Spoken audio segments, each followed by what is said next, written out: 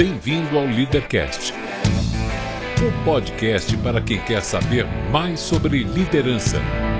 Apresentação: Luciano Pires. Bom dia, boa tarde, boa noite, bem-vindo, bem-vinda a mais um Leadercast, o podcast que trata de liderança e empreendedorismo com gente que faz acontecer. Hoje converso com Viviane Cédola, empreendedora que faz parte da direção da Quicante, plataforma brasileira de crowdfunding, também chamada de financiamento coletivo. Uma história fascinante de gente que começa um projeto a partir de um sonho e hoje realiza o sonho de milhares de outros empreendedores. Este não é um programa de entrevistas, não tem perguntas programadas e nem roteiro definido. É um bate-papo informal, com gente que faz acontecer e que vai para lugares onde nem eu nem meu convidado imaginamos. Então, não vá me escrever para dizer que eu falo tanto quanto fala o convidado. É um bate-papo, não é entrevista. O Leadercast é lançado por temporadas. Os assinantes da Confraria Café Brasil e do Café Brasil Premium têm acesso imediato à temporada completa. Os não assinantes receberão os programas gratuitamente, um por semana. Saiba mais acessando cafebrasil.top. Muito bem, mais um Leadercast. Já está virando hábito aqui eu comentar como é que as pessoas que vêm até aqui chegam até nós, né? Nesse caso aqui foi interessante, porque acho que foi a primeira vez que isso aconteceu. Eu recebi um e-mail da assessoria de imprensa, acho que era assessoria de imprensa ou área de comunicação da empresa, contando alguma coisa, achei interessante e tentei trazer aqui a sócia para conversar a respeito. E a gente marcou, e aí depois de marcar tudo eu fui descobrir que ela vive na Europa, mora não sei aonde na Europa, e que não poderia vir, que eu não faço uma coisa importante aqui, a gente está sempre ao vivo, a gente não faz Leadercast por Skype, nada disso. E aí ela falou, pô, mas minha sócia está no Brasil. Eu falei, ó, então vamos conversar com a sua sócia. Então hoje aconteceu a partir do estímulo recebido pela assessoria de imprensa da empresa. 3 perguntas fundamentais, preste muita atenção para não errar, né? Se não quiser responder a pergunta do meio, não precisa, mas você precisa saber seu nome, sua idade e o que é que você faz. Meu nome é Viviane Pereira Cédola, não tem acento, então todo mundo fala Cédola, mas é Cédola. Eu tenho 33 anos e eu sou Relações Públicas de formação, sou cofundadora da Quicante e vice-presidente de desenvolvimento de negócios da empresa. Quicante, a gente vai chegar nela aí. Você nasceu onde? Eu nasci em São Paulo, sou paulistana da Avenida Paulista. Ô, louco! Nasci no Hospital Santa Catarina. Na Avenida Paulista? Seus pais também são de São Paulo? Meus pais são de São Paulo. O que seu pai fazia ou faz? O que sua mãe fazia ou faz? Bom, meu pai nasceu aqui, mas os pais dele são imigrantes italianos. Então, ele aprendeu italiano antes de aprender português. É um italiano nascido no Brasil. Então, é um cara não miscigenado, que é super raro, né? Sim. E ele trabalhou em banco a vida inteira, desde antes de eu nascer. E eu olhava para ele e falava, eu vou trabalhar em banco quando eu crescer. Então modelei meu pai, modelo masculino forte, assim, isso marcou bem para mim. E a minha mãe é arquiteta, artista plástica antes de ser arquiteta, se formou arquiteta já, enfim, quando os filhos estavam um pouco maiores e exerce a profissão. Pô, hoje em dia você imaginar aqui uma criança olhar o pai trabalhando no banco e a mãe arquiteto, artista plástico, porque eu quero ser arquiteto, artista plástico, né? Pô, hoje em dia seria assim, né? E você fez ao contrário. Pois é, acho que o meu tempo já passou, será? Não, talvez, a gente fica velho rápido. 33 você já é, olha, né? E esses 33 são verdade, tá? Não minto ainda a idade. Pois é. Mas me conta uma coisa, então você nasceu em São Paulo, cresceu a vida inteira aqui em São Paulo, nunca saiu daqui, né? É raro também pegar gente assim, a maioria vem de algum lugar ou vai para algum lugar. Eu saí, na verdade. Com 11 anos, meu pai foi transferido para a Colômbia, a gente morou por 1 ano e meio lá. Foi bem legal, morei dos 11 aos 13 lá, foi super rico, assim. Que época era isso? Pós Pablo Escobar. Pablo Escobar já tinha sido morto. Há 22 anos atrás? Em 96 eu voltei de lá. Acho que foi 95, 96 que eu morei lá. Ele já tinha morrido? Já tinha morrido. Só que era uma coisa meio recente. Então, assim, a gente morou em Bogotá e você não podia pegar um carro e viajar. Sim. Atravessar para outra cidade, Sim. né? Meu pai sempre trabalhando em banco e lá no banco a gente tinha um general, um cara militar. Que banco era? Era o Citi. Meu Deus, o executivo do Citi estrangeiro trabalhando na Colômbia. Isso, maravilhoso. Eu consigo entender o que é isso, porque eu tenho um cunhado que trabalhava na Shell. Uhum. E na época surgiu para ele a oportunidade de sair do país, também convidaram para ele para ir para Colômbia morar em Medellín. E aí a hora que trouxeram para ele, que ele foi entender o que acontecia lá, ele falou, cara, o executivo de uma multinacional morando em Medellín, fora. não dá, é impossível. Hoje em dia mudou completamente, tem um monte de ouvintes nossos que são colombianos, o pessoal escreve aqui, eu tô louco para ir para lá porque diz que mudou bastante, que tá maravilhoso aquilo, né? Ficou maravilhoso. Estive lá 10 anos pela última vez, até mais até. Já faz bastante tempo, mas era uma época assim, como eu tinha 11, 12, não é que meus pais me contaram a história inteira. Na verdade, eu não fazia ideia do que acontecia lá, não tinha. Eu fui ter internet pela primeira vez lá. Sim. Então a gente não tinha esse acesso à informação que tem hoje. Eu não sabia, quiçá, quem era Pablo Escobar à época. Então a gente foi, eles não contaram essa história. Dentro da cidade eu me sentia extremamente segura, muito. Diferente de São Paulo, que era uma época que roubam um relógio na rua, a criançada saía com um tênis mais legal e voltava descalça para casa. Isso acontecia aqui em São Paulo essa época, eu lembro bem. E lá não. Lá era bem tranquilo. Então me sentia muito segura dentro da cidade e a gente tinha essa pessoa que a gente consultava, então a gente quer fazer tal viagem, a gente quer até Vidia de Leyva, que era um lugar próximo. Pode ir, tranquilo, você pode até lá de carro. A gente quer ir para tal... Não, esse lugar só de avião ou não vai. Né? Então foi tranquilo, foi uma fase muito legal assim de interação família. Eu tenho um irmão também, 1 ano e meio mais velho, então foi assim, foi um período bem rico pra gente. Quanto tempo você ficou lá? 1 ano e meio. Pouquinha coisa, então. Foi você pouco. Foi criança e voltou criança. A gente foi para ficar 3 anos, mas no meio do caminho meu pai teve uma outra proposta e voltou para o Brasil. Voltamos todos, portanto. E nessa volta eu já percebi, enfim, que não era mais a mesma, né? As amigas de antes já não fluíam como era, como tinha sido um dia. E sempre nutria essa vontade de morar fora de novo. Queria. E com 16 anos eu fui fazer um intercâmbio, fui para Nova Zelândia. E eu esperava que fosse essa coisa, como foi com a minha família inteira na Colômbia, mas eu sofri feito uma doida. Eu acho que era muito nova para fazer isso. E eu bati o pé que eu vou, que eu quero. Eu fiz 17 anos lá. E, bom, é muito longe, mas acho que essa não era nem a questão. Enfim, estranhei a coisa toda, não tinha esse aconchego familiar, então sofri muito, portanto cresci muito também. Quanto tempo você ficou lá? Eu fiquei só 6 meses. Tá. Mas fiz uma bagunça lá, foi bom. Foi bom, valeu a pena. Boas sempre, memórias. Eu acho que volta diferente, né? Você volta mudado de lá, né? São raros os casos de gente que vai e você fala o que aconteceu, nada, só curtindo. Não, esse lance de você estar sozinho e tomar decisões por tua conta, né? Sem ter papai e mamãe atrás. Tem que se virar. Faz toda a diferença. E lá que eu tive o meu primeiro celular. Então, na Colômbia, eu me conectei à internet pela primeira vez na vida. E na Nova Zelândia, eu comprei meu primeiro celular, que já tinha SMS, já era uma coisa meio tecnológica. Sim. Até então, eu relutava. Falava, imagina, que celular, isso é bobagem e tal. Pensa. O que você queria ser quando crescesse? Criancinha, você queria ser igual ao seu pai no banco. Aos 16... Mais ou menos. Criancinha, eu olhava o meu pai e falava, que eu vou trabalhar, que eu isso, que eu aquilo. Mas o que eu queria mesmo era ser piloto de Fórmula 1 quando era pequenininha. É mesmo? Vamos culpar o Ayrton Senna por isso. Você não é, você não é a única não, tá? Depois, aí, aos 16, aí você volta ao Brasil. Aos 16, acho que eu não pensava nisso. Eu sabia que eu ia trabalhar muito, que eu ia trabalhar e estudar. Voltei pro Brasil, terminei a escola, olhei em volta e falei, O que você fez? Que escola? Escola de quê? Terminei a escola normal, ensino médio. Tá. Terminei ensino médio? Acho que é isso, acho né? Que é fundamental e médio. Você tá vendo como eu tô ficando velho? Já mudou, eu nem sei mais o que é, né? Meu filho já tá quase chegando lá. Não, como meu filho está no fundamental, ele tem 9 anos, portanto eu terminei o ensino médio, que é o colegial. Terminei, olhei em volta e falei, o que eu quero fazer pelo resto da minha vida? Não sei. Mas o que eu gosto hoje? De festa, lógico, né? 17, 18 anos, que eu gosto de sair, de encontrar os amigos. Quem faz festa estuda o quê? Não sei. Aí tem um curso de eventos na Embi Morumbi, fui fazer um curso de organização e gestão de eventos de 2 anos.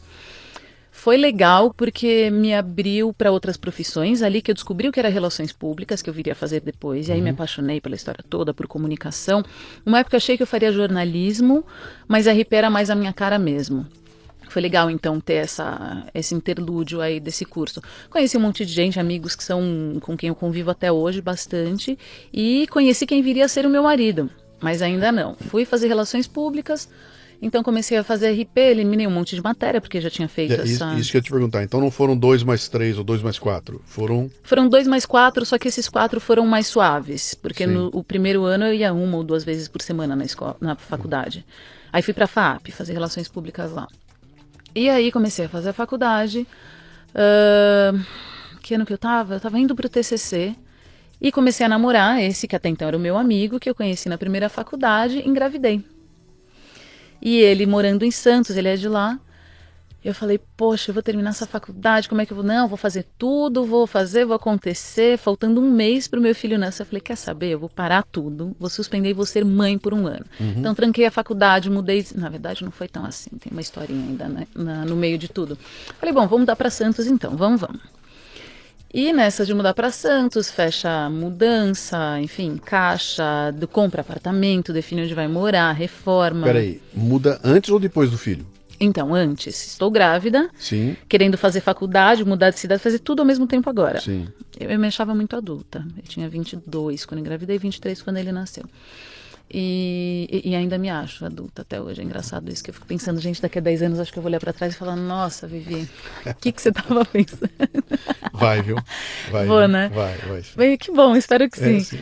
Bom, então, no dia que eu tava fechando a minha mudança, faltavam 10 dias para a data prevista de nascimento do meu filho.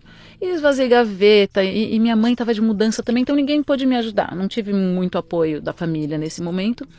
E levantava, subia, agachava, mexia a caixa, revisava coisa. À noite eu não conseguia dormir tendo contração. E liguei para a médica de manhã e falei, olha, eu não tô legal. Ela veio me ver. Cheguei no hospital, ela falou, você pode se internar aqui? Eu falei, posso, porque seu filho vai nascer. Você já tá com dilatação, sua doida, assim, induziu o seu parto. Eu falei, nossa, como é que você vai fazer a mudança faltando 10 dias? Eu falei, não fazia ideia do que era uma gravidez, um parto. Bom, consegui ter parto normal, que era uma coisa que eu queria muito. Só que não foi aquela mãe de bolsinha para maternidade. As roupas do meu filho não estavam nem lavadas, estavam dentro de caixa. Então, quando eu tive essa notícia, você vai parir hoje, eu liguei, mãe, seguinte, eu acho que na caixa tal tem roupa do bebê. Pega, lava, seca e traz, que ele tá nascendo. Sim. Então, foi uma aventura. E aí, 10 dias depois, fiquei 10 dias em São Paulo, até né, ter todas as aprovações médicos e tal, e aí sim eu fui para Santos, finalmente. Então, deixa eu voltar atrás ali e eu quero cutucar você um pouquinho, né? Você tá lá fazendo estudando aquilo que você achou que você ia fazer, é legal, fica grávida, e chega um determinado momento que você vai ter que tomar uma decisão, né? Não vou terminar a faculdade, vou parar e vou suspender essa minha vida profissional para me dedicar a ser mãe durante um ano, né? Como é que é essa tomada de decisão? Isso é sozinho? Alguém te ajuda? Como é que você abre mão dessa coisa da ambição profissional para ser mãe? As pessoas tentam Só te uma ajudar. coisa, se você tivesse 53 anos de idade, eu entenderia, tá? Naquela época, dá para entender, era outro mindset, mas com 33... 23, eu Não, eu digo, hoje, Hoje. você com 33, você tomado essa decisão, é pouco tempo atrás, né? Já Sim. mudou a cabeça de todo mundo, né? Sim, sim. Como é que foi?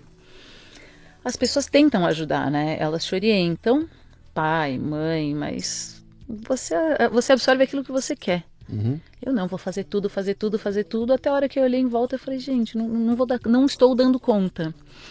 Eu lembro que meu pai me deu um conselho. Eu lamentava muito interromper, faltava só o TCC, né, na faculdade, então estava muito perto do fim. Eu lembro que eu já tinha o grupo formado de TCC e o meu grupo falou, não, a gente faz para você, vai pôr o seu nome, quando der você vem. Eu falei, não é o meu jeito, eu sou mão na massa, eu gosto de fazer. Eu não vou me sentir bem tendo um TCC terceirizado, sabe? Não é isso, não sou eu. E ter um filho também, mais ou menos, e enquanto eu estou fazendo, também não era eu. Eu queria me dedicar integralmente. Aquilo foi uma ótima decisão, porque depois que ele nasceu, aí que eu fui entender a coisa toda, né? Não sabia o que era um parto, menos ainda que era cuidar de um filho.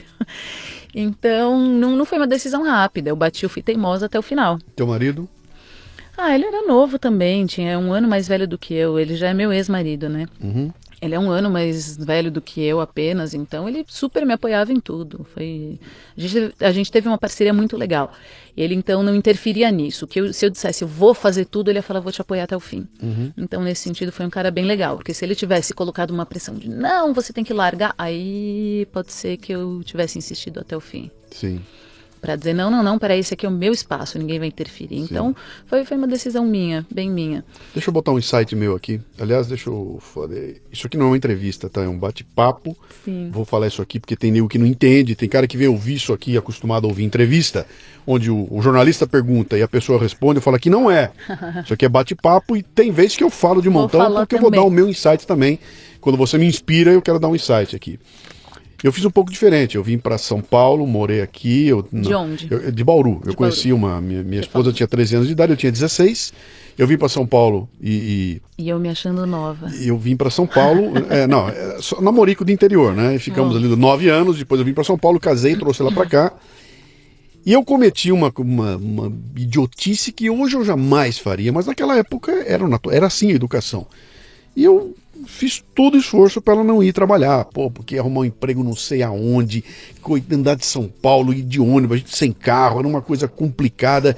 E eu, vai ficar. E de certa maneira eu manipulei as coisas para que ela não fosse e que ela não mergulhasse no universo profissional.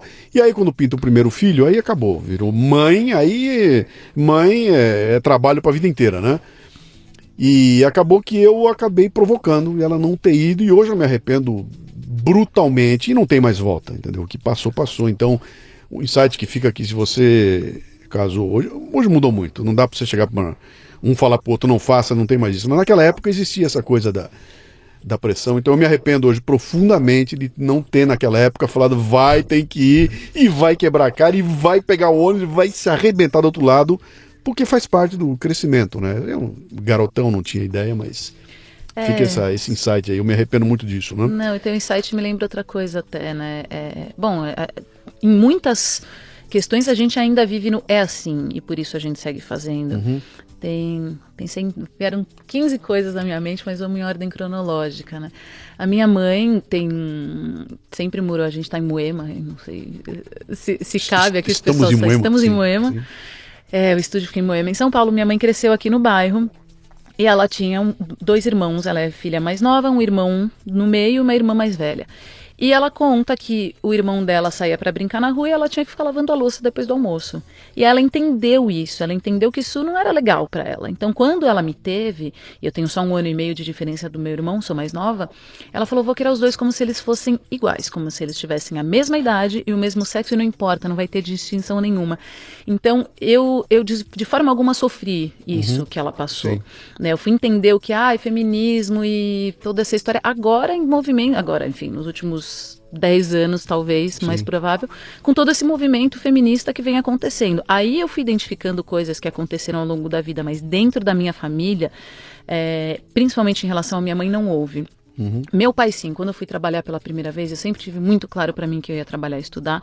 Assim que entrei na faculdade, fui trabalhar. Fui dar aula de inglês e espanhol, porque tinha morado na Colômbia, na Nova Zelândia, enfim, era uma competência que eu tinha, queria trabalhar, foi isso. Também aqui em Moema, fui dar aula. E quando eu comecei com essa história e mudei para outro trabalho onde eu ia trabalhar mais tempo, meu pai falou, fica em casa, eu pago o seu salário. Nossa, arranjei uma briga. Arranjei uma briga de um tamanho, e eu acho que hoje ele teria se arrependido se eu tivesse entrado nessa, assim como você falou. Sim. Então, eu acho que essa impetuosidade já existia. E esse querer fazer, essa ansiedade em acontecer. Mas enfim, aí veio meu filho e eu falei, não, isso aqui é mais importante do que todo o resto. Ele não vai ser recém-nascido, bebezinho, 1 aninho, de novo. Né? Então eu tive a coragem de trancar a faculdade. Essa decisão que você tomou, essa menina de 23 anos que chega em casa com o bebê nos braços e olha para aquele bebê e fala, muito bem, este é o foco, é aqui que eu vou ficar, tranco aquele meu projeto e vou me dedicar a esse aqui. Você tomou isso de forma consciente e você se sentiu bem tomando essa decisão, e aquilo bastava para você? Tomando a decisão, sim. Só que, bom, primeiro mês de bebê, loucura, né? Aquela coisa toda. Mas meu bebê era muito bonzinho. Com 2 meses ele dormia a noite inteira e também dormia durante o dia. E na hora que esse bebê dormia, eu olhava em volta e falava, gente, o que eu faço agora? O bebê dormiu. Tá tudo certo. Aqui eu dedico o meu tempo. Então eu tive um momento ocioso que eu acho que eu nunca tinha experimentado até então. Foi uma experiência nova. Sim. Esse estar fazendo nada. E também me redescobrindo, né? Porque eu já não tinha mais 20, eu já tinha 23. Eu era uma mulher casada, eu morava em outra cidade, em Santos. Então eu não sabia nem direito o que vestir. Quem sou eu agora? O que é que eu gosto de fazer? Porque eu gostava de trabalhar e estudar. Mas isso se interrompeu. E agora? Onde é que eu me encaixo? E esse processo de onde é que eu me encaixo demorou alguns anos para ficar claro. E muito do esclarecimento veio da parte profissional, para mim. né? Então acho que essa questão de trabalho sempre pautou bastante a minha vida. Bom, voltei para a faculdade um ano depois, estudando à noite, então ele ia dormir, eu estava na faculdade, foi bem tranquilo, de novo, a parceria com o pai deles era ótima, então ele cuidava, sempre me apoiando. Enquanto eu fazia esse TCC, aí virou uma monografia, já não tinha grupo, não tinha entrosamento. Enquanto eu fazia esse TCC, também abri uma agência de comunicação para tentar oferecer um serviço em Santos, que até então não tinha, né? Sim, mas então, aí vem a outra pergunta. Seu pai trabalhava num banco, seu pai era um assalariado, Sim. Sua mãe era uma empreendedora, é isso, né? E você, nesse momento, teve que olhar e falar muito bem, não estarei trabalhando numa empresa com CLT, com salário, etc e tal, vou montar meu próprio negócio. Isso. Né? Quando foi isso? 2008. 2008, que você montou um negócio em 2008. Que eu montei um negócio. Deixa eu me lembrar em 2008. Pera, 2008 é o segundo mandato do Lula. Bolha imobiliária nos Estados 2008 Unidos. foi o ano da Explo, que acabou tudo em setembro. Quando foi que você montou o teu negócio? Não lembro exatamente o mês. Meu filho nasceu em setembro de 2007. Tá. Então, 2000, eu acho provavelmente por aí, segundo semestre de 2008. Quando o mundo acabou. E uma das coisas que eu estava fazendo, uma das principais, na verdade, era uma agência de comunicação, mas eu captava recursos para projetos incentivados. Incentivo fiscal é só lucro real. Sim. E para você conseguir incentivar, você precisa ninguém estava lucrando. Sim. Então, assim, foi o caos. Então, não foi um momento bom para aquilo que eu estava montando. Me virei como eu pude por algum tempo, rendeu algum dinheiro. Mas, de repente, veio aquela bolha do... Subprime nos Estados Unidos. Não é nem isso. Veio aquela onda, não é bolha, vamos corrigir, das compras coletivas. Tá. Surgiu um Peixe Urbano, de repente surgiu um Groupon, eu falei, e 500 outros sites. Eu falei, gente, alguém vai ter que fazer isso em Santos, que seja eu. Né? Então eu não qualificava assim, não sabia, mas eu era empreendedora. E aí pesquisei um, pesquisei outro, descobri que um amigo meu trabalhava no Groupon. Lancei um outro site menor em Santos, onde eu era como se fosse a minha filial. Comecei a trabalhar aquilo, mas rápido eu consegui entender que não ia ter para todo mundo. Pausa. Como assim lancei um site? Você ligou pro teu primo que fazia site e falou, Zé, faz para mim? Como é que foi? Não, lancei um site que já existia.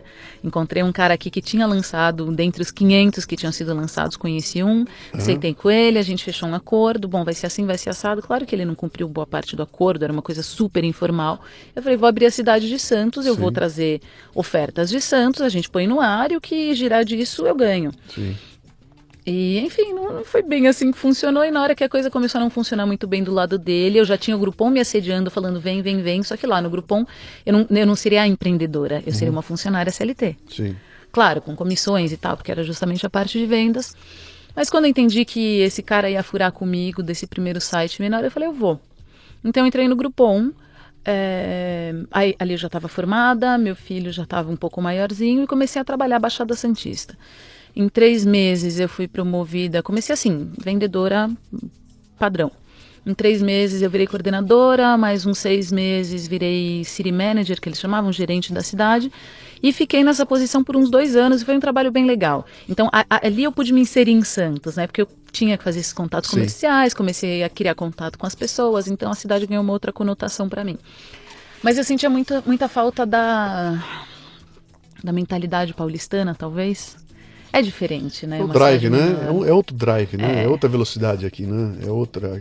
E depois que você pega a velocidade daqui, você não tem jeito, cara. Eu costumo brincar com os caras. Você vem para São Paulo, você é obrigado a andar a 180 por hora. Não tem como. Quando você sai daqui e vai pro interior, você cai para 80 por hora e tá tudo bem. Porque todo mundo tá andando a 80. Não é nenhum demérito nisso. O pace deles é assim, né? Quando você volta para São Paulo, você sente a pancada. Acelerar. Você fala, cara, tem que acelerar de novo. Porque é assim, porque é a personalidade da cidade assim, né? Se você for para Nova York é igual. Você vai para uma grande capital, é assim. Não é muito salubre. Pois é, né? Eu, como boa paulistana, sou bastante ansiosa. Eu sou de Bauru. Vim para cá com 18 anos de idade. Estou aqui, quer dizer, eu sou muito mais paulistano do que bauruense. Minha família está inteira em Bauru. Eu volto para Bauru. Passo um fim de semana lá. Depois de 8 horas em Bauru, você já começa a se coçar. Fala, meu, e agora? O que tem para fazer aqui? Que nem eu com o bebê dormindo, né? Pois e agora, o que é que eu faço com esse tempo livre? Pois é. Ninguém buzinou, não aconteceu nada. A gente nada. só vai sacar isso lá na frente, viu? Lá quando você tiver com seus 60, que vai começar a doer um negócio, você fala, cara, eu podia ter mexido um pouco mais, eu podia ter andado, mas faz parte. Mas vamos lá, continua a tua história. Então você virou uma executiva na empresa, cresceu rapidamente lá dentro, né? Cresci, e aí chegou um ponto que não tinha mais como crescer na Baixada Santista. E eu estava incomodada com aquilo, queria mais, e vim aqui para São Paulo e falei, gente, seguinte, chefes no Groupon, tinha uma diretora que é até hoje minha amiga, e falei, Ju, não tô cabendo na cidade, quero mais. Ela, vem para São Paulo. Falei, tá bom, então a gente montou um esquema que eu conseguia trabalhar, até então era home office, né, tava em Santos, não tinha escritório lá, trabalhava 2 dias por semana lá e 3 aqui. Então, segunda e sexta lá, fugia do trânsito principal, dormia 1 ou 2 noites em São Paulo, que era maravilhoso, porque era o dia que eu estava sem filho, que eu estava na minha cidade, podia. Então, eu tinha o melhor dos 2 mundos. Eu tinha o final de semana na praia com a minha família e tinha também a parte dinâmica de trabalho de São Paulo. E foi legal, durou mais ou menos 1 ano nessa posição, fechei ofertas bem legais. E aí a empresa passou por algumas mudanças, dentre elas, eu saí da área comercial, virei marketing, a pessoa que estava acima de mim não entendia muito o que eu fazia. Eu falei, isso aqui vai ter um prazo de validade, eu tenho que sair. E eu também entendia que Santos não ia ter mercado para mim, dificilmente eu ia conseguir alguma outra coisa nesse esquema trabalhando de casa. Então coloquei meu apartamento de Santos à venda a contragosto do meu ex-marido. E eu tinha colocado como prazo... Ele já era esse? Não. Ainda não? Não. Ele ainda era atual. Você botou o apartamento à venda contragosto do meu marido à época. Você parece a mulher do Lula. Você parece a Marisa, pô, né? Que faz negócio, mas compra, o meu marido, conta. Eu não sabia de nada. Meu marido sabia de tudo, tá? Se ele disser que não, tô aqui vivinha pra testar. Bom, e aí eu comecei a olhar em volta e falei, gente, onde é que eu vou, né? Onde é que vai ter uma oportunidade pra mim? Com o que é que eu vou trabalhar? E coloquei esse apartamento à venda, consegui vender. No domingo eu assinei a escritura, passei pro nome da pessoa, cheguei em São Paulo segunda, esse chefe me chama e me demite. Eu falei que maravilhoso, era o que eu precisava, porque enfim, CLT, estava na empresa há uns 3 anos. Mais um caso de gente que agradece a Deus por ter sido demitido aqui no Leadercast. Vários. Você não é a primeira que surge aqui e fala o seguinte, cara, a hora que eu fui mandado embora, eu falei, meu, graças, era a melhor coisa que podia ter acontecido comigo, né? É impressionante, aquilo que para muita gente parece como sendo aquele momento em que você, cara, perdi, né? Não sou mais aceito, meu Deus, como é que eu vou contar em casa, etc e tal. Para algumas pessoas, cara, era tudo que eu precisava. Era esse empurrão, você vai ser um caso igual, né? E aí, você recebe, é demitida, e aí? Eu já queria sair dali, vendi o apartamento, vou para São Paulo, passei 1 semana em Santos, olhei em volta e falei, onde é que eu tava com a cabeça em achar que eu morar em São Paulo de novo? Eu tô maluca? Ir pra aquela cidade, viver aquela loucura, olha que delícia esse lugar e andar na praia. Então, eu vivi Santos de novo, eu tive a chance. Saí do estresse paulistano, enfim, eu trabalho no Groupon como em qualquer startup, à época eles eram uma startup, era muito puxado, né? Muitas horas, muito demandante. E quando me vi ali em Santos, de fato, eu falei, não, vou ficar aqui mesmo. Então, depois de alguns meses, me mudei, entreguei o apartamento, fomos morar na minha sogra, que tinha um apartamento, enfim, 2 quartos livres, a gente foi pra lá. E comecei a procurar apartamento, achei um apartamento legal, falei, pronto, então vou fazer essa reforma, tinha todo o dinheiro da rescisão, vou fazer a reforma, vou mudar pro meu apartamento, e assim que eu me mudar, eu começo a procurar trabalho. Isso durou o quê? Nem 1 mês. Me liga a Monize, que trabalhou comigo no Groupon, e falou, Vivi, eu tô trabalhando numa empresa super legal, acabaram de lançar. E, enfim, apenas começaram e precisam de alguém, eu tô saindo, não vou poder ficar, mas eu quero te indicar. Eu falei, tá bom, então me liga Candice Pascoal. Sim. E Candice Pascoal me liga por Skype, ela tava na Holanda, me contou que era Quicante, uau, aquilo brilhou os meus olhos, né? Ela que idealizou, ela que imaginou tudo, então ela também contava com uma paixão muito grande, ela falou, a gente vai pôr isso no ar. E eu preciso de alguém para parear comigo. Que ano era isso? 2013. 2013, né? 13. 2013. Final de 2013. Preciso de alguém para parear comigo nisso. Vem.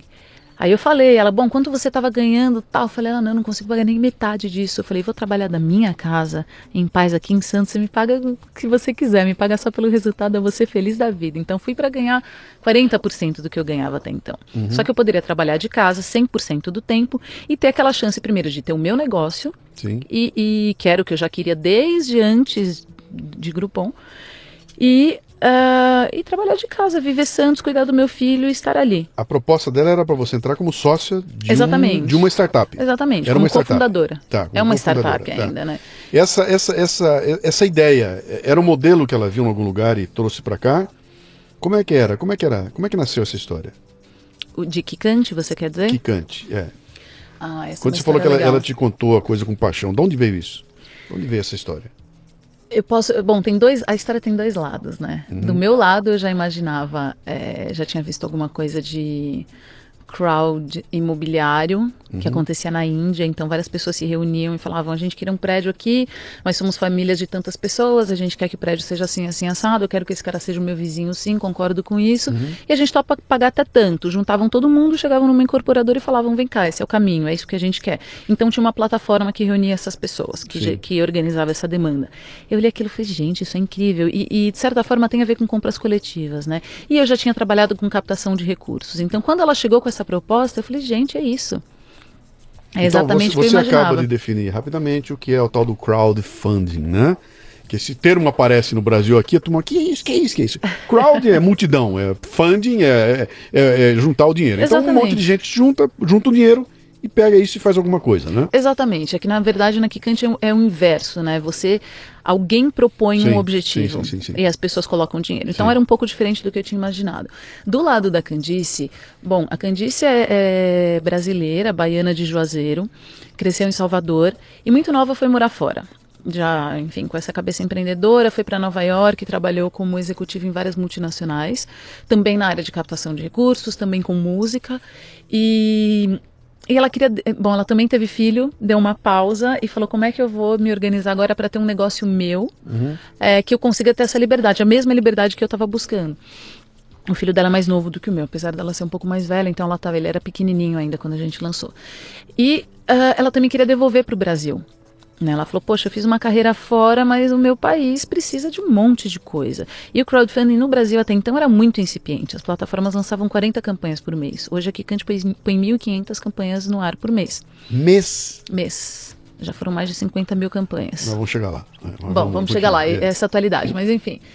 Então, a Candice me explicou o que tinha de diferente, campanhas flexíveis, doação parcelada e o tamanho do impacto que isso podia ter. Como era um trabalho Brasil, não importa onde eu estivesse. Poderia estar no Acre fazendo esse mesmo trabalho. Viajo bastante atualmente. Estive em Cuiabá recentemente. Semana que vem vou para BH. De BH já vou para Gramado. Não, semana que vem vou para Aracaju. Depois BH, Gramado. Então, assim, estou numa fase de bastante viagens por conta disso. E começamos e a coisa foi crescendo. E chegamos à atualidade. Aí no meio disso tudo um monte de coisa acontece na vida pessoal. Mas vamos ali um pouquinho. Deixa eu só estressar um pouquinho essa coisa do crowdfunding e tudo mais, né? A Quicante é uma empresa que faz vaquinha. A vaquinha é o jeito mais fácil de entender, né? Moçada, vamos juntar uma graninha para poder fazer alguma coisa? Esse é o conceito, né? Vamos juntar uma graninha para fazer alguma coisa. Eu vou dar minha experiência com a Quicante, tá? Eu estou aqui trabalhando no meu dia a dia, eu recebo um contato da Quicante. Um convite. Que entra em contato comigo e fala, pô, Luciano, nós somos a Quicante, a gente trabalha assim, assado. Você não quer? Pega o teu projeto aí, vamos fazer o teu projeto. E eu não tinha projeto nenhum para fazer, mas quando eles explicaram para mim o que é, eu falei, pô, que coisa interessante, cara, né? O que é isso na verdade? Eu vou propor ao pessoal que me segue, quem ouve meu podcast, quem me lê, etc e tal, uma vaquinha. Juntar uma grana para poder construir alguma coisa que, na verdade, o que eu vou propor? Eu vou propor a eles que eu vou lançar um livro e eu vou vender o livro adiantado.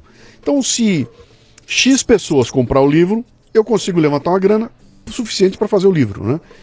E botei o projeto, fiz e nasceu o livro do Café Brasil 10 anos, o DVD com os 500 programas e tudo mais. Foi muito legal, foi um projeto bem interessante e para mim foi muito confortável porque o Quicante me deu toda a base. A única coisa que eu precisei foi criar uma ideia, entrar no site de vocês, montar, apertar um botão e deixar a coisa rolar e cruzar os dedos ali para conseguir juntar essa grana, né? Quer dizer, do ponto de vista do conceito, não tem muito segredo, né? É muito legal, mas é um negócio interessante porque ele abre um universo de possibilidades para gente que não tinha a menor ideia de como fazer uma ideia maluca acontecer, virar realidade. E tem cases ali que são cases inacreditáveis, sim, né? Sim. O que eu vi que eu fiquei enlouquecido foi não era um zoológico, era uma coisa relacionada com animais. Essa é a maior campanha da América Latina. Cara, que arrecadou quanto? 1.006.000 reais. Para fazer? para comprar um terreno novo para colocar quase 300 animais selvagens, dentre eles 12 leões. Sim. Então eles estão hoje em Cotia. Sim.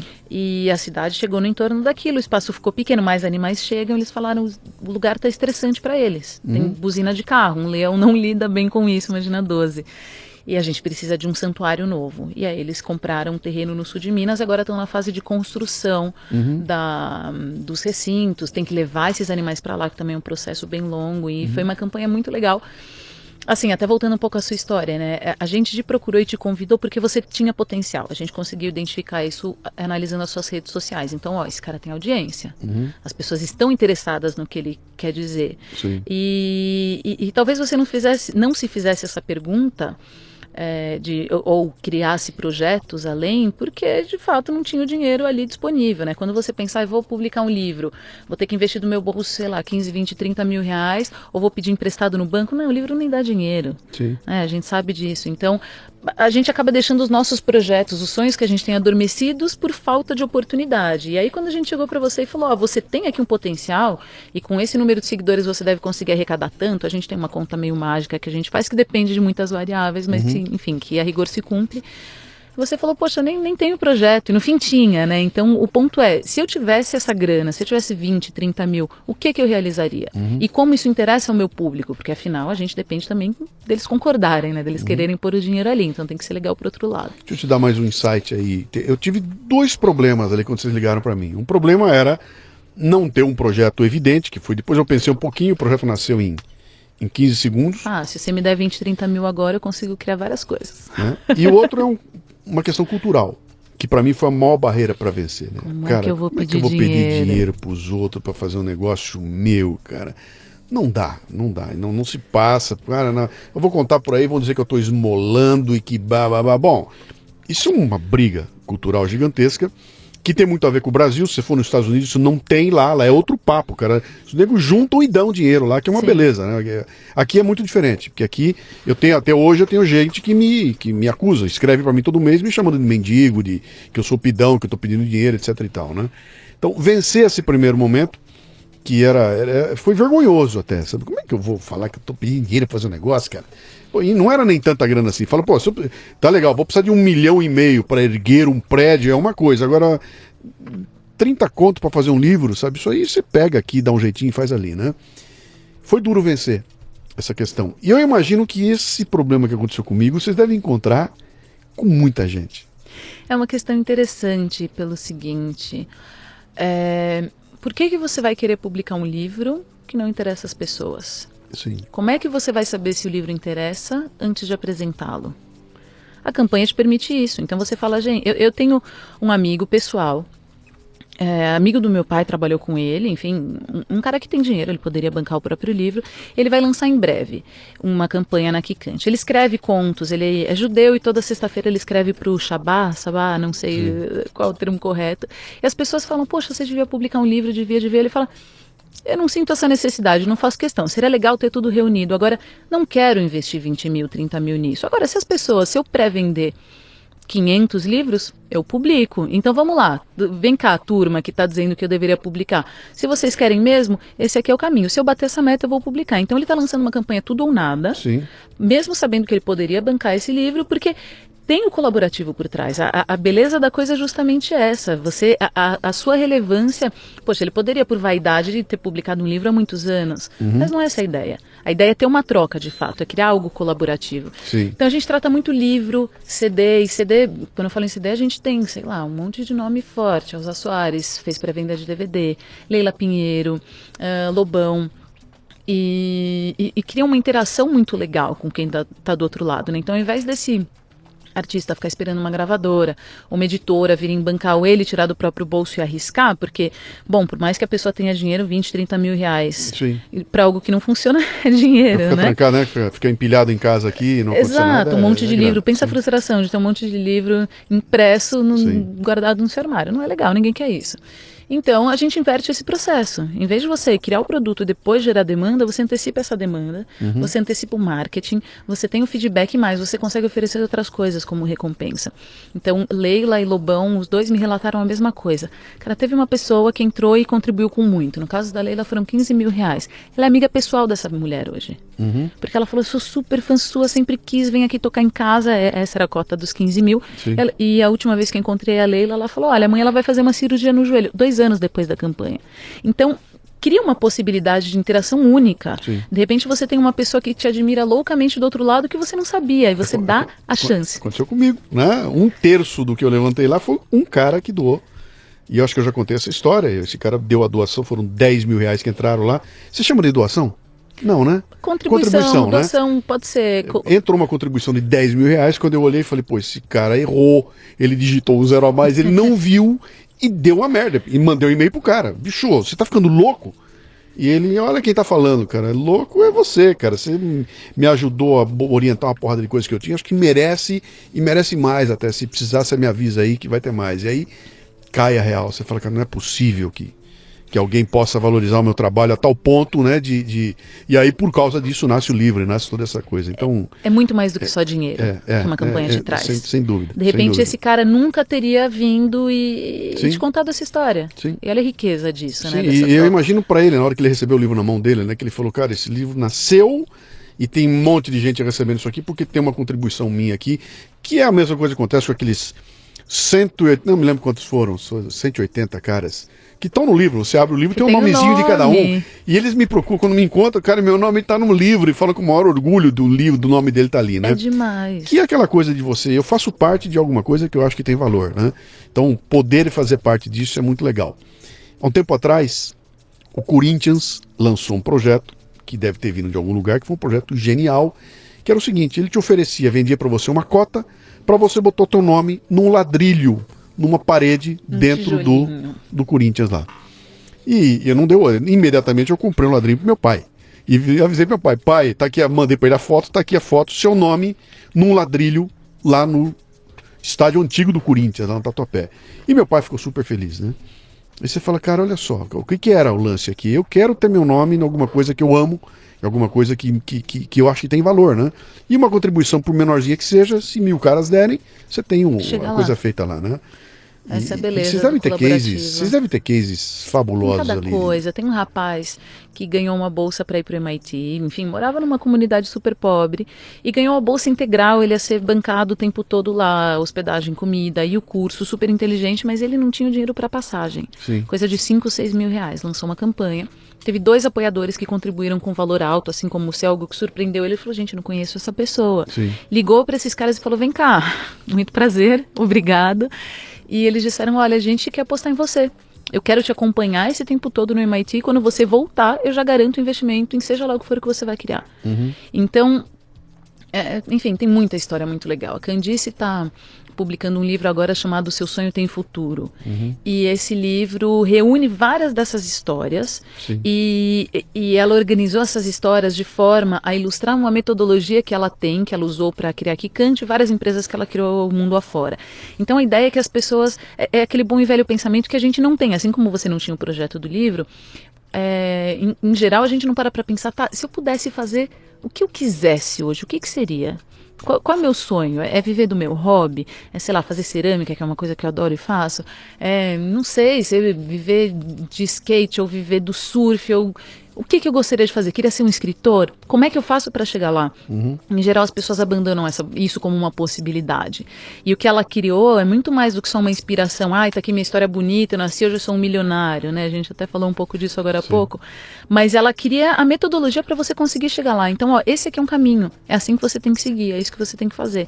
Tem até um capítulo meu lá dentro, inclusive, chamado Como Fechar um Negócio que Parecia Impossível, que ele já deu certo, no final do título do capítulo. Então, Então tem insights de várias pessoas, é um caminho bem legal. Nesse momento ele está em pré-venda na Kikante, possivelmente quando esse Leadercast vá ao ar ele já esteja nas livrarias. Sim, legal. E então é algo bem bacana. A ideia com esse livro, de novo, não é nem ganhar dinheiro. Toda a receita que for gerada vai ser revertida em livros para jovens carentes. Então ali tem um conteúdo bem legal, assim, que é... Me fala um pouquinho, então, dessa história de botar essa startup. A Candice te liga e te propõe um projeto que não tem um escritório, não tem um prédio, não tem 25 caras trabalhando, não tem nada.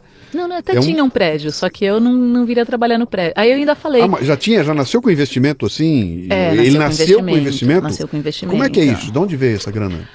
Essa grana especificamente veio de pessoas que já trabalharam com a Candice, que já confiavam muito no trabalho dela. Tá. Investidores de fora, pessoas físicas, individuais.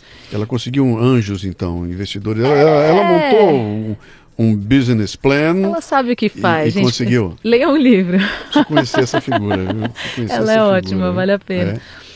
Então, ela... Não, tinha um escritório onde trabalhava o Diogo, que é irmão da Candice, que é também nosso sócio fundador na Kikante. E ela me fez toda essa proposta, tal, acho que isso era quarta-feira. Eu falei, tá, deixa eu pensar, deixa eu me organizar, eu queria passar mais um mês. Ela, não, um mês não, preciso de você segunda, quero uma resposta até sexta. Eu falei, tá bom, deixa eu ir amanhã então até o escritório, deixa eu ver onde eu tô, né, entrando. Sim. Então fui ali, conheci o Diogo, conheci o detalhe de tudo, falei, tá bom, topei, vambora. Então foi isso, a gente começou sim com o investimento inicial, claro que a construção da plataforma também antecede o lançamento, né, para você... Sim, que imaginei, aí é que foi um investimento importante, né? Principal, na parte do código. Sim. E esse é um investimento recorrente, a gente continua criando novas formas de conversão. Então, às vezes a gente, enfim, tem um insight ou cria algum sisteminha, testa em uma campanha e fala, isso funcionou muito bem, vamos testar em outra, por amostragem, funcionou em 3, 4, 5, transforma isso em padrão na plataforma, sobe para todo mundo, isso faz com que a conversão cresça muito. Sim. Né? Então... E uma coisa que eu ia te perguntar, como vocês não estavam baseados vocês não importaram um modelo, né? Não trouxeram um modelo que existia na Holanda para cá? A gente combinou um modelo. Então, no Brasil não existiam campanhas flexíveis, que é aquela em que você, mesmo sem bater a meta, fica com valor arrecadado. A gente trouxe campanha flexível. No Brasil, a gente parcela tudo é parcelável. Sim. Só que doação não era até então nenhuma plataforma parcelável. Então, a gente trouxe isso de parcelar a sua contribuição. Você parcela em 6 vezes, mas o criador da campanha recebe à vista, que é uma funcionalidade super brasileira que não existia em nenhuma plataforma. Aí já tem uma operação financeira nessa história toda. Já virou, exato. E também já virou uma outra coisa. Nenhuma outra plataforma no mundo funciona dessa forma. Funcionava, pelo menos até então. A gente criou o recorrente, nenhuma outra no Brasil tinha. A gente criou também os eventos do bem, que é quando você permite que um terceiro arrecade para você. Então, vou trazer como exemplo. Esse cara que contribuiu com 10 mil reais na sua campanha. De repente, é aniversário dele. Tô fazendo, sei lá, 10 anos de casado. Ou 10 anos que eu saí da lama, que eu estava mal e ouvindo esse podcast eu me salvei. Quero que você faça uma contribuição aqui em comemoração. Ele divulga para a rede dele. Ele faz o barulho do outro lado e o dinheiro vem para você. Entendi. Isso é muito popular com ONGs. Sim. Com organizações sociais. Então, meu aniversário, ou nasceu meu filho, eu não preciso de fralda, mas essa creche aqui precisa doar esse dinheiro que vai direto para lá.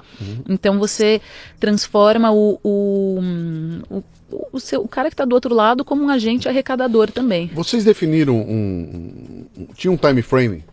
Tipo assim, nós vamos botar um negócio no ar, inaugura agora, e nós temos X tempo para decidir se vai dar certo ou não. Vocês começaram assim? A gente já decidiu que ia dar certo. Já de cara? Quando é que vocês tiveram certeza que deu certo? Antes de começar. O plano era muito bom. Você não entra num negócio desse tamanho achando que pode dar errado. O plano, enfim, tinha um método, a gente, dentro da Kikante, tem processos muito claros. Imagina que hoje são 1.500 campanhas no ar, a gente tem um time de 10 pessoas fixas Kikante. E alguns, enfim, terceirizados, como assessoria de imprensa que te procurou, enfim. Então, para gerir tudo isso, a gente precisa de processos e métricas muito claras. Inclusive porque hoje em dia todo mundo trabalha das suas casas. Sim. A gente chegou a ter um escritório grande com uma turma e a gente entendeu que o modelo home office era mais legal. Até porque eu tenho, por exemplo, uma pessoa que faz SEO pra gente que fica no Rio, e ela é fantástica nisso. O nosso principal desenvolvedor fica não é nem em Curitiba, é em Santa Catarina. Não vou chutar o nome da cidade, senão depois ele vai brigar comigo. Você vê que interessante, o meu tá em Natal, no Rio Grande do Norte. Ou seja... Não tem mais fronteira, né? Então, agora por que eu vou ficar procurando profissionais em São Paulo que consigam chegar nesse escritório, nesse horário? Pra quê? Chegou um ponto que eu vi que boa parte das pessoas já estava em casa, a gente falou, vamos voltar esse modelo, tá ótimo. Eu estou em São Paulo, enfim, né, economicamente, comercialmente o principal mercado, como eu faço justamente a parte de desenvolvimento de negócios, é conveniente que eu esteja aqui. Vocês não têm uma sede hoje? Atualmente não. Não tem uma sede? Não. Se eu quiser ir lá na Quicante, eu não consigo ir? Não. Cara, isso é radical. Não, você vai em quicante.com.br. É radical. Nem o WeWork da vida, você não tem um lugar lá de coworking? Não, a gente tem... Claro quando que... precisa, você arruma um lugar. A gente vai para um café maravilhoso, algum lugar bem mais legal do que um escritório.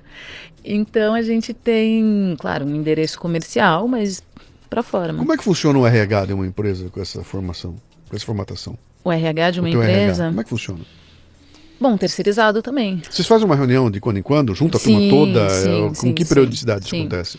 A Candice está chegando agora no Brasil e a gente vai se reunir, os 3 sócios, eu, ela e o Diogo, em Aracaju. Olha que maravilhoso. Ótimo. Então a gente escolhe um lugar legal por isso. Mas a turminha, os 10 fixos que estão aqui, como é que vocês fazem? Não, é raro que todo mundo se encontre porque está cada um em um estado. Então o que a gente tem são metas e métricas muito claras para cada profissional. O que você precisa entregar e quando. Sim.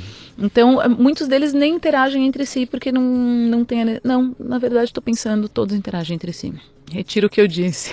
Mas é uma interação, pô, eu tô no Skype, tô digital, ao vivo não tem ninguém se vendo. Muito Skype. Não tem ninguém se olhando ali. Não, e a gente tenta otimizar isso, né? Sempre que alguém vai viajar. Então, se eu vou para o Rio, eu busco encontrar a pessoa que está lá. Se eu vou para o Sul, eu convido quem está lá, chamo para os eventos, para as palestras, circulo muito por isso. Mas vocês já são a realidade de algo que lá atrás a gente dizia, olha, um dia será assim. Vocês já nasceram praticamente assim. Ou a partir do momento que vocês decidiram que não precisa mais do prédio. Exatamente. Então, essa coisa do um dia, isso me traz até o meu momento presente. Eu tinha para mim, um dia eu vou fazer cerâmica. No dia em que eu tiver o meu sabático, quando tá um monte de condição, falei, quer saber, um dia é hoje, eu vou começar a fazer cerâmica amanhã.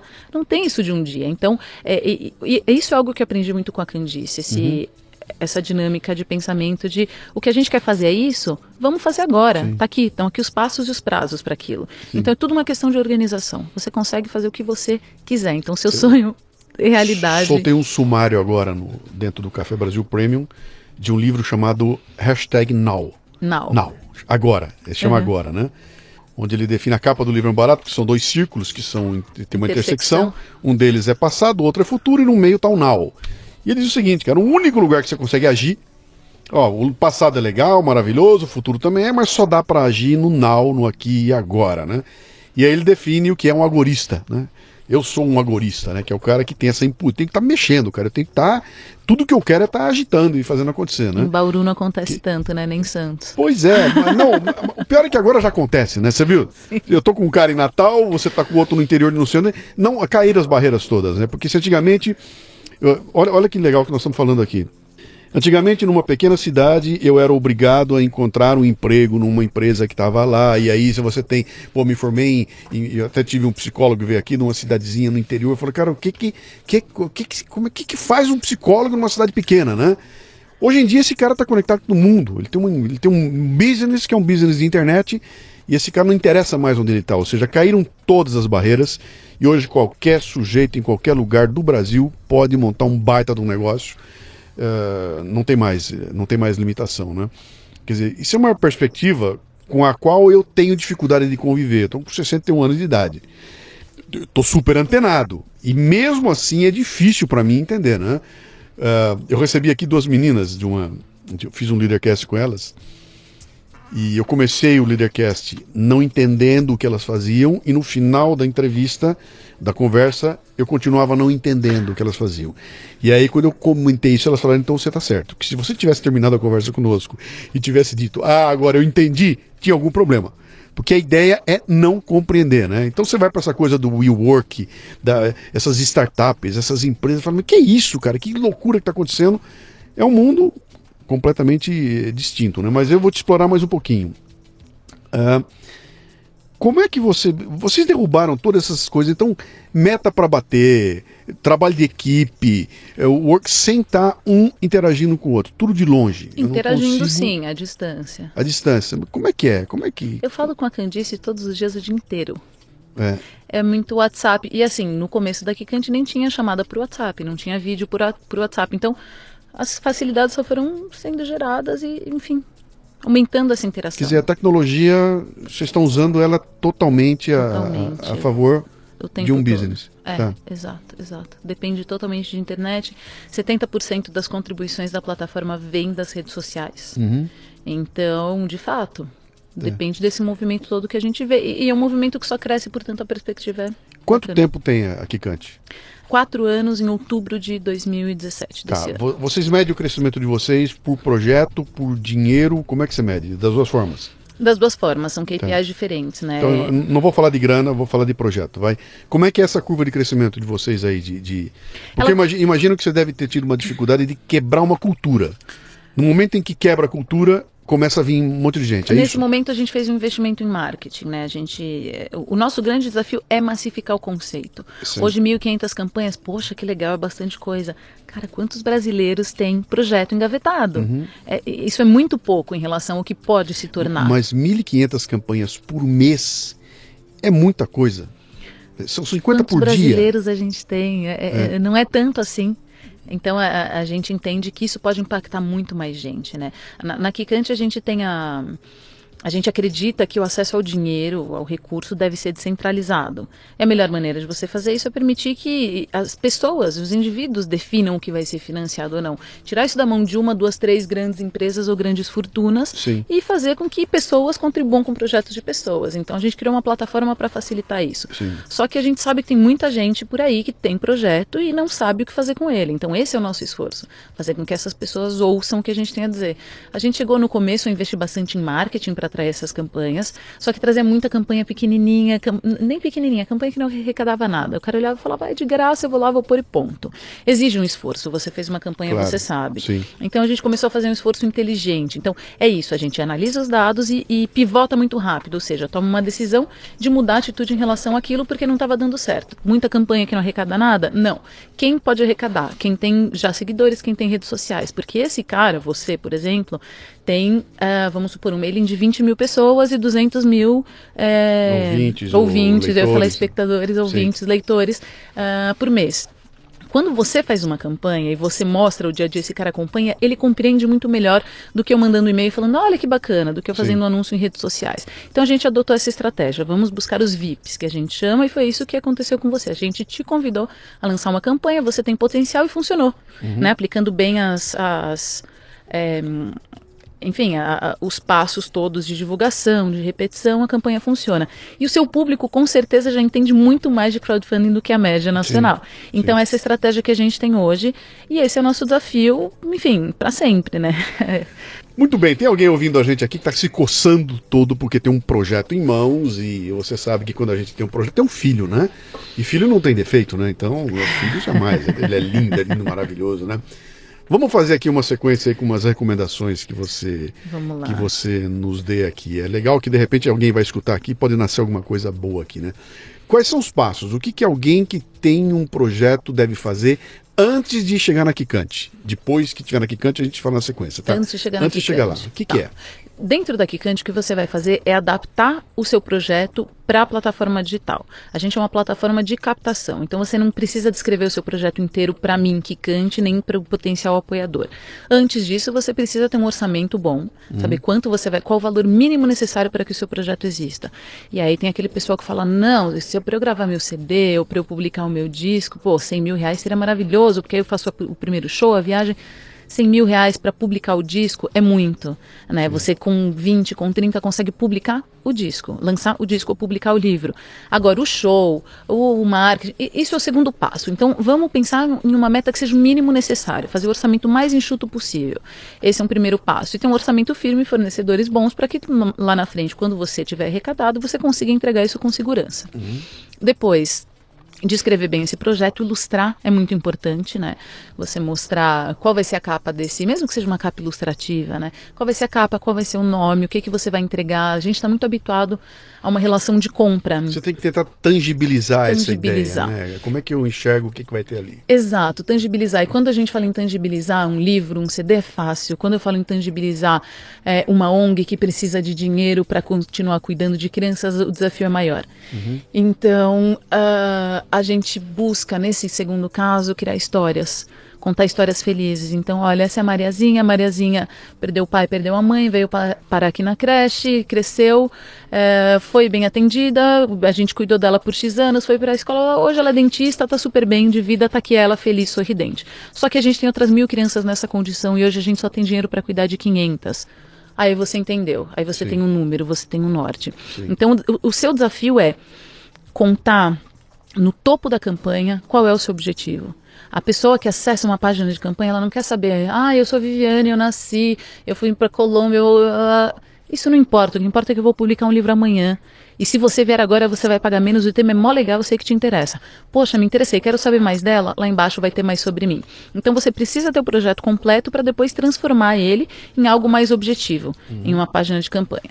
Então antes de chegar na Quicante, define a sua meta, define as recompensas, se ponha no lugar do outro. Quem eu acredito que vai contribuir com o meu projeto e por quê? Né? Então, a pessoa que se interessa pelo tema e não me conhece... Como é que eu vou agregar valor a alguém a ponto de se alguém botar o dinheiro no bolso, tirar o dinheiro do bolso e entregar para mim, né? Exato. Se eu for dizer pro cara o seguinte, vou montar uma campanha para passar minhas férias na ilha de Bali, experimentando as ondas da ilha, eu vou fazer uma curtição, não vou vender nada porque eu tô agregando valor só para mim, né? Exato. Então, eu acho que essa é a primeira coisa importante. Quer dizer, se teu projeto que você tem em mãos aí, ele tem algum valor para alguém, essa é a primeira pergunta que tem que fazer, né? Se tiver, já tem o meio caminho andado, né? Aí tenta definir bem quem. Sim. Então vamos lá, essa mesma história sua. Vou pra Bali, não sei o que lá, curtir as ondas, só que eu sou um super fotógrafo. Sim. E eu tô indo lá para fotografar o campeonato tal de surf e você vai receber uma foto minha em alta para pôr na sua parede. Aí eu vi valor. Sim. Então vai contribuir com a minha campanha quem se interessa por surf. Onde estão essas pessoas que se interessam por surf? Em blogs de surf, eu tenho seguidores com esse perfil ou não? Se você não tiver, já é um desafio um pouco maior. Sim. Então esse é o ponto, pensar quem é o público e começar a buscar parceiros que possam trazer mais tráfego para você. No seu caso, você já tinha um público muito bem formado, um público conciso, frequente, né? Você está sempre em contato, lançando novos podcasts, mas é muito comum uma pessoa chegar pra gente sem nada, sem isso organizado. Só que ela tem muita credibilidade, ela tem contatos pessoais, então esse cara de contatos pessoais vai ter que partir muito mais para um WhatsApp. Esse é um ponto que você falou que é fundamental, essa questão de credibilidade, né? Quem é esse mané que bateu aqui para pedir dinheiro, né? Por que você é o cara que tem que tirar foto dessa onda e não o outro? Quem é esse cara, né? E eu tive uma experiência muito legal, porque, como você falou, essa turma já me conhecia toda.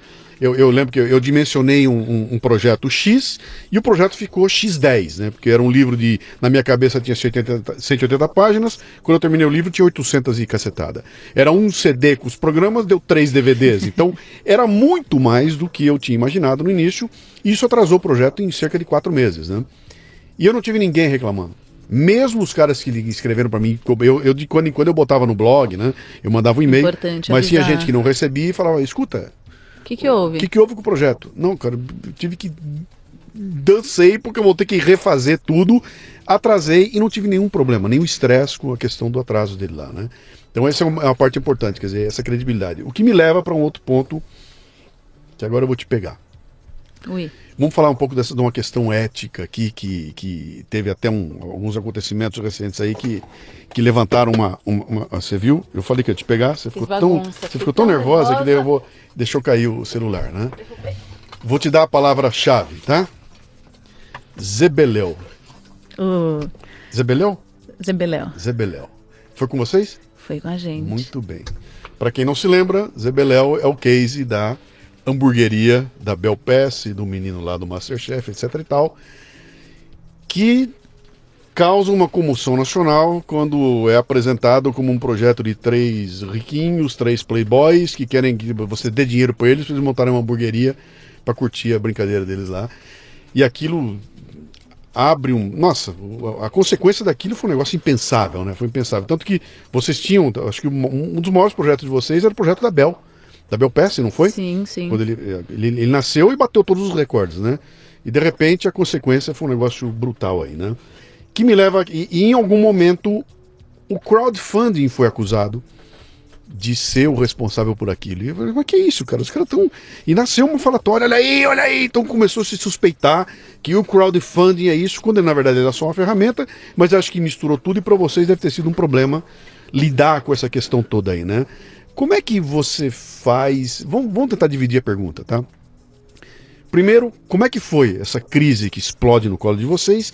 E segundo, como é que vocês se preocupam, sabe, da lisura disso, da pessoa que está usando? Como é que eu faço para saber que esse negócio não é para lavagem de dinheiro? Sei lá que loucura que é, mas tenta elaborar para mim essa coisa. Legal. Bom, é até engraçado essa história, porque um dia antes de estourar essa história toda da Zebeléu, da campanha ao ar, saiu uma campanha da... Não lembro de quem era, mas eram a Cléo Pires e um...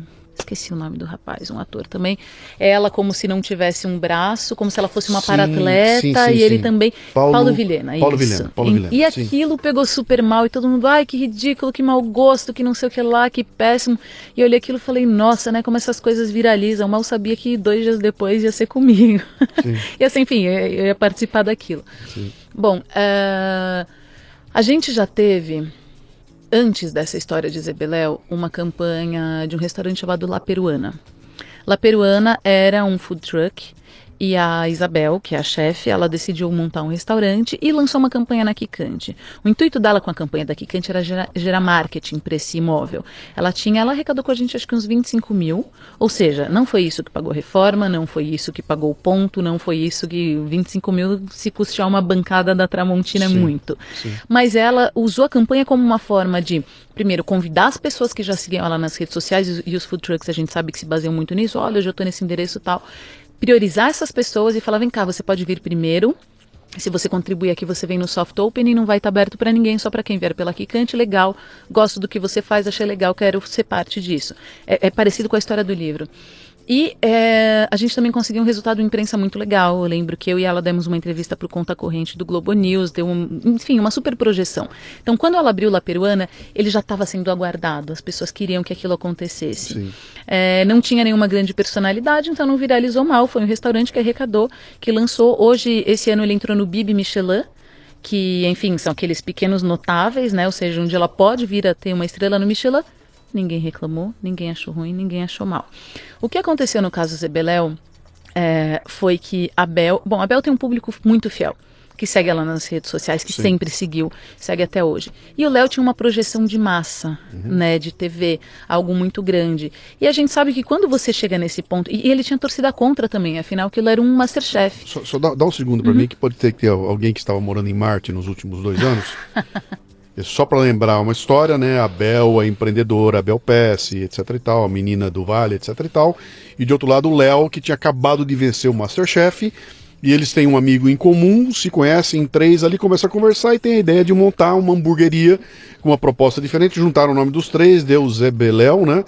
E aí montaram um projeto que era aquele, gente, que maravilha, e fizeram um vídeo desastrado que contava, vamos lá, que legal, que lindo, maravilhoso, vamos nos juntar e juntar dinheiro para fazer um restaurante. E aquilo caiu no mercado como os 3 playboys querem dinheiro para fazer um restaurante, querem que eu pague para ele ter a hamburgueria dele. Aí vamos lá, eles já tinham naturalmente toda a verba para aquilo. Quando você apresenta um projeto, parte dele já está estruturado. Quando você diz eu vou publicar um livro tal, você tem toda uma história para que aquilo aconteça. Quando você tem um projeto de um restaurante e um orçamento, você com certeza já investiu. Era o caso deles. Aquele restaurante já sai de uma forma ou de outra, com ou sem campanha.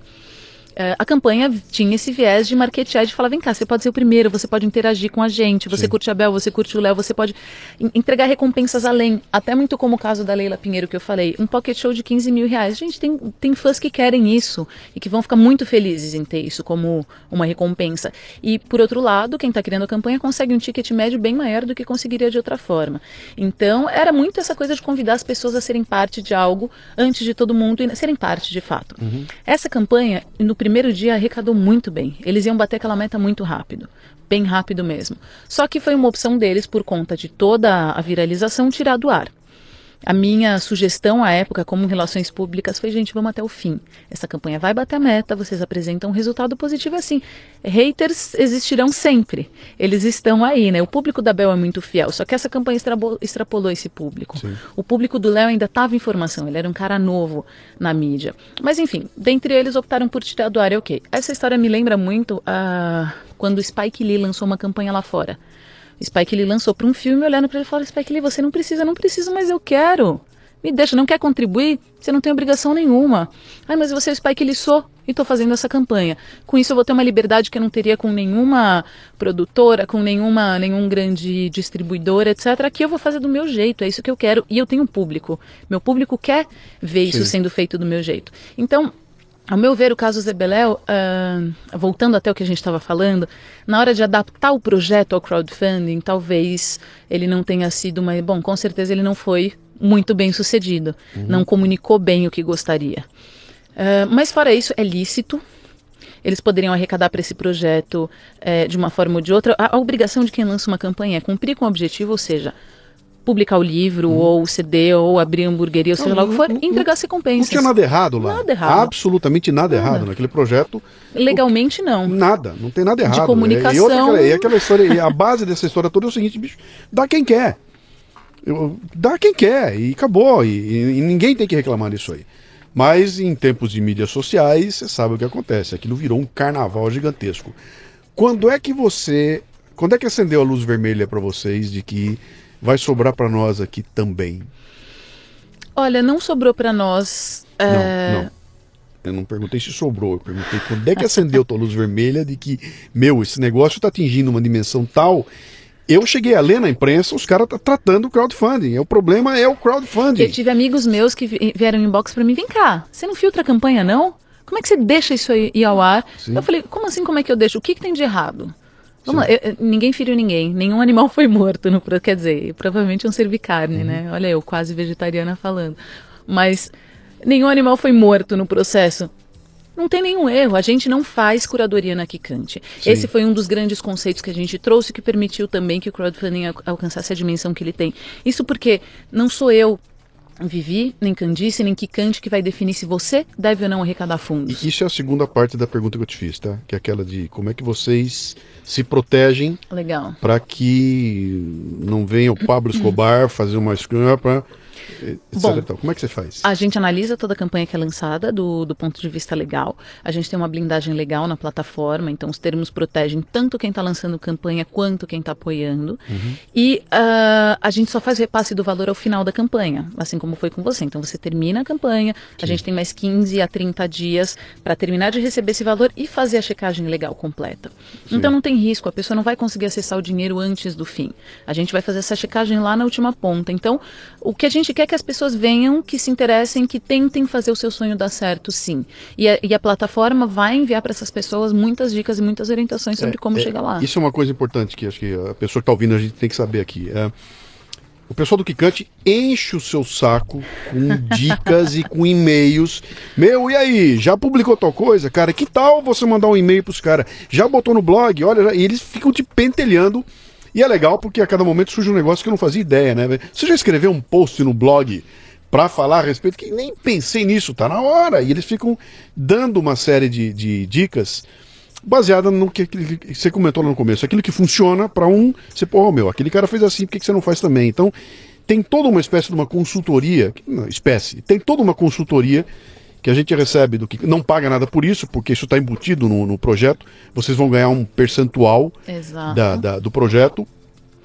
Existem dois tipos de projetos, é um projeto que garante que você recebe o dinheiro, mesmo que não atinja o patamar, e aí tem um percentual maior que fica picante, né, que eu não me lembro quanto era, e tem outro projeto que é aquele que só paga se atingir. Então, eu preciso de 30 mil, arrecadou 28, fechou o projeto, não deu, o dinheiro volta para todo mundo que fez a doação. Se você, ali, então, né? realmente precisa dos 30 mil e com 28 não consegue entregar, é melhor lançar uma tudo ou nada. Sim. Porque a sua obrigação legal vai ser cumprir com esse objetivo e entregar as recompensas. Sim. Então, se com 28 você não publica o CD, não abre a hamburgueria, não publica o livro, é melhor você devolver o dinheiro e se garantir. Sim. E a gente só ganha sobre o que for de fato arrecadado. Então, nesse caso de devolver o dinheiro para todo mundo, você não paga nada para Quicante. Então, é um negócio sem risco, não tem investimento prévio. E a gente vai se dedicar à sua campanha na expectativa de que ela cresça. Pô, é muito legal, o conceito é legal. Olha, eu estou falando como cliente agora, tá? Para mim funcionou muito bem, foi surpreendente. Eu tenho um produto que não teria nascido se não fosse o Quicante, não teria o livro dos 10 anos do Café Brasil, não teria o DVD, não teria nada disso, né? Aliás, não teria toda a arrumação que eu tive que fazer para montar esse projeto inteirinho, e montou a partir do momento que vocês entraram em contato e vieram me especular aqui. Vamos lá. Partindo para os finalmente, quem tiver a fim de conhecer, saber, tomar contato, primeira coisa vai lá no momento qualquer comprar o livro da Candice para entender como é que a coisa funciona. Mas hoje eu entro, acesso o quê e vou de que forma funciona? Legal, hoje você acessa quicante.com.br. Quicante é com K. K-I-C-K-A-N-T-E. Kick, tipo chute em inglês. Quicante.com.br. Lá em cima tem um Crie Sua Campanha, ele vai te dar 3 opções: crowdfunding, que é esse que a gente falou, com meta, com prazo, tudo ou nada, ou flexível. Clube de contribuição mensal, que é aquele em que você convida as pessoas a contribuírem mensalmente, ou eventos do bem. Crowdfunding é o carro-chefe, é o principal, que foi isso que a gente detalhou mais. Então você seleciona ali e a plataforma vai te orientando. Então você vai chegar no ponto da meta, você vai, putz, você não lembra o que a Vivi falou, como é que era mesmo? Vai ter um botãozinho, um linkzinho de orientação, uma interrogação que você vai clicar, vai te direcionar para o nosso blog, vai dar exemplos, vai contar mais para você. Então é uma plataforma muito intuitiva. A gente ganhou recentemente um prêmio de fintech justamente de User Experience, que é essa usabilidade, a experiência do usuário dentro da plataforma, por conta dessa grande interação. Isso é super necessário. Um time de 10 pessoas, 1.500 campanhas, a plataforma funciona de maneira bem autônoma. Sim. Então você sozinho consegue acessar e passar passo a passo, criar as recompensas, ver exemplos de outras campanhas, como criar o texto, como colocar no ar. Se você fizer a lição de casa, se assistir os cursos online que a gente tem no YouTube, se ler o nosso blog, se tiver o material prontinho, em 15 minutos você sobe todo o material e põe uma campanha para arrecadar.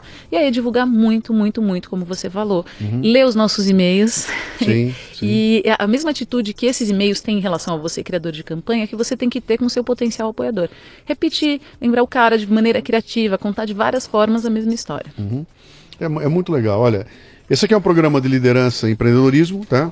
Então eu acho que isso aqui é uma prestação de serviço para quem é empreendedor aí, está nos ouvindo aí, quer empreender, não sabe como começar, tem um caminho aqui que pode ser que o crowdfunding seja essa grande saída. Você que tem o teu CD para lançar, o teu show para montar, peça de teatro, livro, software para montar, um aplicativo que quer ser desenvolvido, não tem limite. Qualquer ideia que você tiver maluca aí, se ela agregar valor para alguém, tem um espaço para fazer acontecer no Quicante, né? Exato.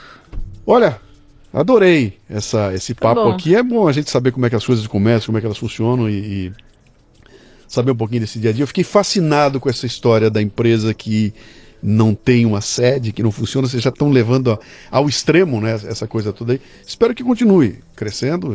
Eu vejo, pelo que eu tenho visto, cada vez está mais abrangente, e que deixar os parabéns para você, manda para a Candice, para o teu intermédio também, para o teu sócio também, que tem um impacto social por trás do trabalho que vocês fazem aí, que não se vê, né? Não dá para ver. A gente consegue ver o livro pronto, ver a agitação, mas o impacto social de transformar aquele sonho de alguém.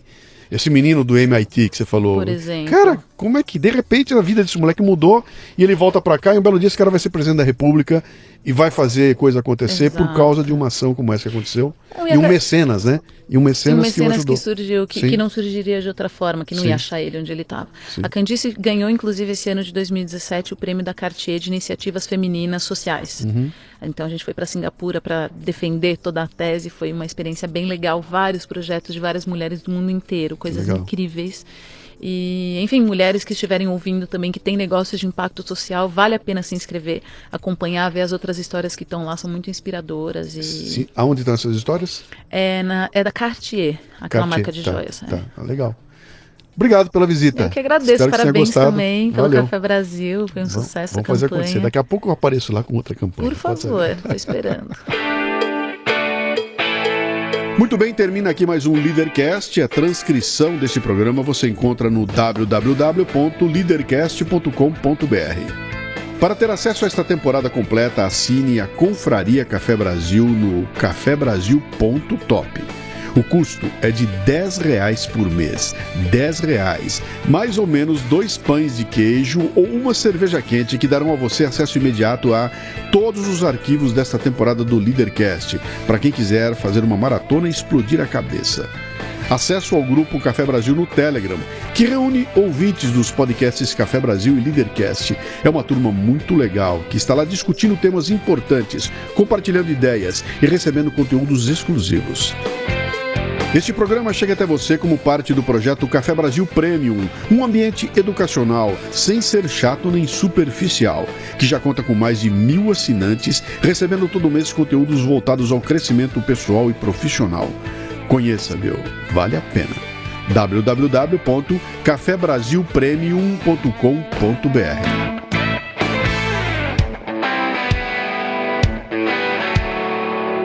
Você ouviu o Leadercast com Luciano Pires. Mais uma isca intelectual do Café Brasil. Acompanhe os programas pelo portal cafebrasil.com.br.